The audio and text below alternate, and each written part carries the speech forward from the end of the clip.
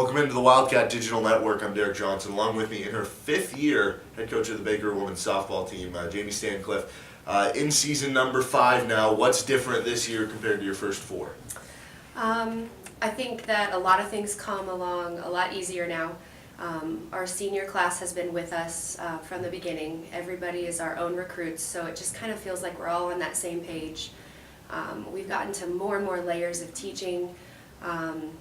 We're more efficient at practices. We don't have to grind through things for quite so long. We can really cover a lot more material. Our softball IQ and talent level overall has really risen since we've gotten here and kind of put our mark on the program. And that's the way it should be. Otherwise, we're not really doing our job out on the recruiting trail if we're not bringing in more and more talent every year. So things are really starting off on the right foot, and we're really just kind of polishing and ingraining fundamentals and figuring out who we are together right now. It's kind of that process, the fun part of the process, figuring each other out right now. The season starts up on February 9th. You're playing in the Cowtown Classic against Houston Victoria right away. What other challenges and opportunities early on in the season are you guys going to have in that non-conference slate? Yeah, I'm excited about our non-conference matchups. You know, we go play these tournaments and we don't really have much control over who we're going to get matched up against. The tournament director just does it. Houston Victoria won their conference, the Red River Conference last year, made it to postseason. I think won 40-plus games, really strong team. Their offensive numbers are really impressive, so that's going to be a really great challenge for us right out of the gate.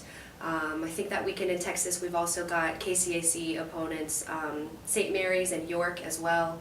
We're going to get to take a stab at Texas Wesleyan again, who I remember vividly beat us pretty well my first year, our first time we went down to Texas. They're a scrappy team and they always play tough, so that'll be a good matchup.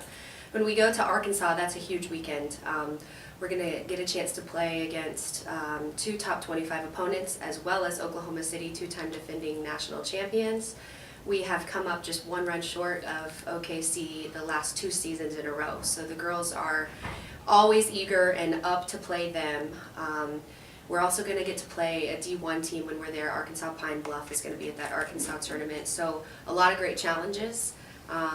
My job is to make sure that the girls approach every single game in the same way, that we're trying to get better, we're putting our best product on the field, we're carrying over the things we've been working on in practices, and we're focused on us rather than getting too wrapped up in who our opponent is. But I like to know that we're going to be challenged early in the season and get prepared for heart play. And that heart play starts up on March 10th. What are going to be some of the challenges of conference play this season? Conference is always tough. I mean, we've got Grandview began this season, preseason ranked 21, I believe. They won 40-plus games last season, won the regular season. Clark is also starting this year off receiving votes. They won 41 games last year. We were able to upset them in the conference tournament last year, which was exciting, an 11-inning game. Mid-America, Central Methodist, Avila, Evangel, us. We're all really tough. We play everybody in the South Division in 4 games, and it's hard to beat anybody in 4 games a year. And of course we play the crossover division in the North. We play all of them in 1 doubleheader. So we're playing a ton of conference games, and that in itself is part of what makes the Heart of America Conference so tough. It's a grueling, long season. We're playing anywhere from 6 to sometimes 8 conference games in a week. And that'll take its toll, and you've got to have pitching depth, you got to stay healthy, you got to always be sharp, and the Heart is very tough, and you can't overlook anyone. You never really know what's going to happen. There's a lot of parity in the conference. So. Last year was a big year for you guys, a 12-win improvement in Heart play last season. So what are the goals for you this year as you look at last year kind of being a springboard headed into 2018? This year goals are to just continue to improve. You know, we don't necessarily pick a number as a target for how many wins we're going to get, but we made a good run in the conference tournament last year. That experience is valuable. We've talked about that. We've talked about playing in those tough games, talked about the experience that we've gained from playing in 1-run ball games against Oklahoma City. And those things, you have to remember those lessons, keep them fresh in your mind, and in a way, those losses are essentially helping you figure out how to win and come out on the upside of those eventually. But we really don't talk a lot about winning and losing. We talk about the process. I'm really proud of this group so far in the way that they have shown me that they're bought into the process. And every game, we just take it one pitch at a time, and I believe the winning will take care of itself if this group continues to stay bought into that process, working hard. The star of the team, Olivia Brees, the pitcher, had over 300 strikeouts, one of the best seasons in Baker history from the pitcher position. I mean, how do you improve off of such a great season heading into 2018? What are some things that she can do to get even better this season? Yeah, she's got a big challenge on her hands because people know who she is now, right? I mean, everybody gets up to play against Olivia. Everybody is gonna give her their best at-bats. And Olivia just needs to continue focusing on what she does well. And she needs to be present and in the moment. And she needs to be focused on how she can help the team compete. We're not talking about numbers, we're not talking about breaking records, we're not talking about getting 301 strikeouts this year. It's about our team, and I think that if we keep Olivia in that mindset, her competitiveness is going to have her right where she needs to be, and that's what's most important, is helping our team compete and be where we need to be by the end of the season, which is, of course, conference tournament and headed into postseason. How about the rest of the pitching staff? How's that working around her, both in the bullpen and coming on the other starters? You talk about how many games you're going to be playing, these 4-game weekends, these 2-game doubleheaders. You need the other pitchers as well. So how is that rounding out? Yeah, that was a big effort with our recruiting.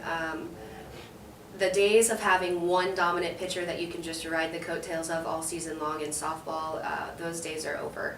So, hitters are just so much better. Teams are so much better up and down the lineup. And you need more than one pitcher. You need pitching depth. And I'm very excited that I really feel like we have that. We have 2 senior pitchers that came back this year after putting a lot of work in over the summer.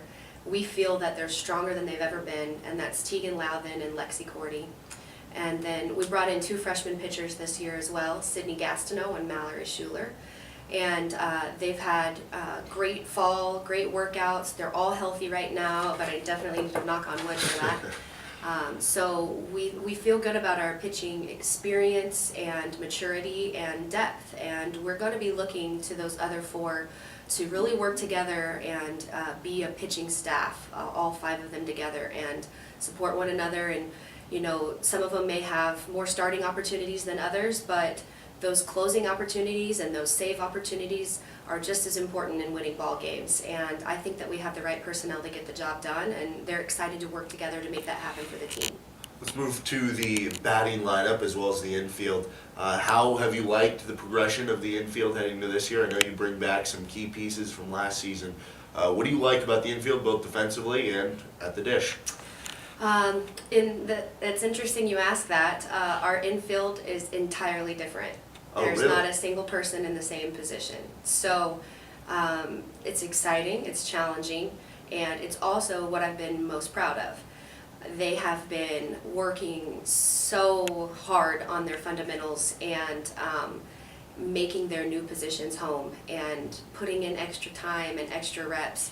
And part of the personnel change has been due to injuries. We had a few key injuries this fall that were very unfortunate and unexpected, but when a team gets thrown adversity, that's when you can really tell how tough they are and how bad they want it.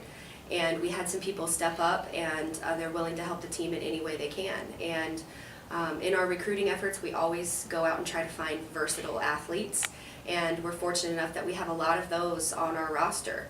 And so our versatility and our athleticism is really paying off.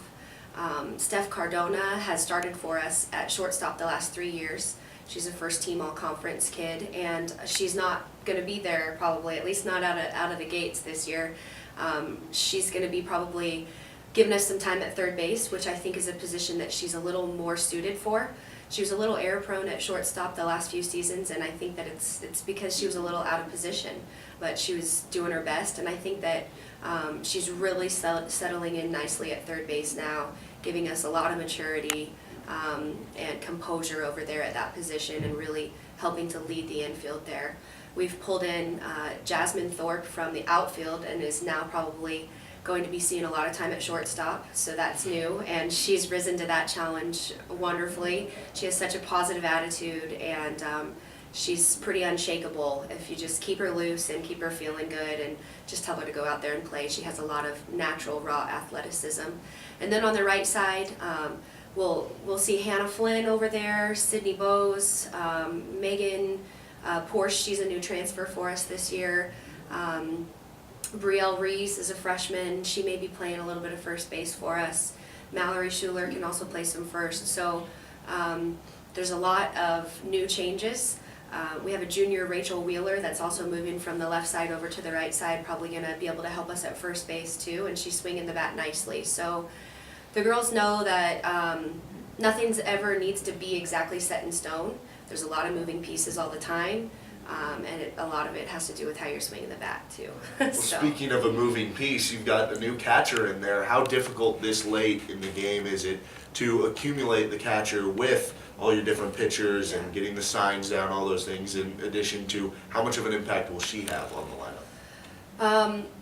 We are very fortunate that Michaela was able to transfer in.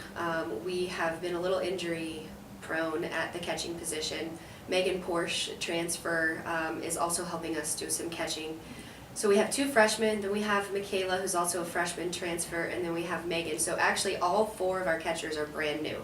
And I would say that that's what we've been spending the most time in practice on. Catching is a very important position. They run the show. They got to know what's going on at all times. And it's a very physically taxing position as well, which we've seen with a lot of our injuries. But right now, the focus back there is keeping those girls healthy, getting them healthy, and I'm very pleased with all of them. I think they're all going to be able to help contribute. They can all play other positions as well, and they can all swing the bat. So that's a great problem to have as a coach, and I like our versatility. I think that you're going to be able to see us shake things up a lot. I'm going to be able to really put lineups together that I think can be offensively competitive against the pitching we're facing, and that changes game to game. So our lineups may be changing game to game, and the girls know that it's their job to just always be ready. What about in the outfield? It seems like last year you had a strong mix of girls who could come on for speed, you had some girls who could come on for power. How's the outfield looking in 2018? Our outfield is fast, and I love it. Great arms out there, and we've got some hitters too. We've added Brielle Reese, which is a freshman. She can play some outfield and, like I said earlier, some infield as well. Lefty with speed. Lydia Conradi is a junior college transfer from Barton County, and she's swinging the bat really nicely. She's got a really strong arm in the outfield. Riley Swickard returns to us as a sophomore this season. She's got a heck of an arm, and she's putting in a lot of time on her swing right now, and it's coming together nicely, and she's building a lot of confidence for herself offensively, which she really needed, and I'm proud of her for putting that time in. We also have a new freshman, Peyton Oden, who has she's come in after running cross-country season all fall, and she's really hit the ground running with us, working on a lot of things, and she hits the ball in the cage just as well as anybody else does. So I like our versatility in the outfield. We also bring back Hannah Tolliver, who's a Gold Glove recipient and has a lot of speed, and is a serious nuisance for other teams on the base paths, and we love her speed. So I'm excited just all around. I think we're strong. We have a lot of options, and as a coach, I haven't decided on any one thing yet, but like I said, it's probably a good problem to have, the fact that we do have so many options. She's Jamie Stanclift. You can catch all the home games online on the Baker Wildcat Digital Network. I'm Derek Johnson. Thanks for joining us today. Thank you. All right, have a good season. Good luck.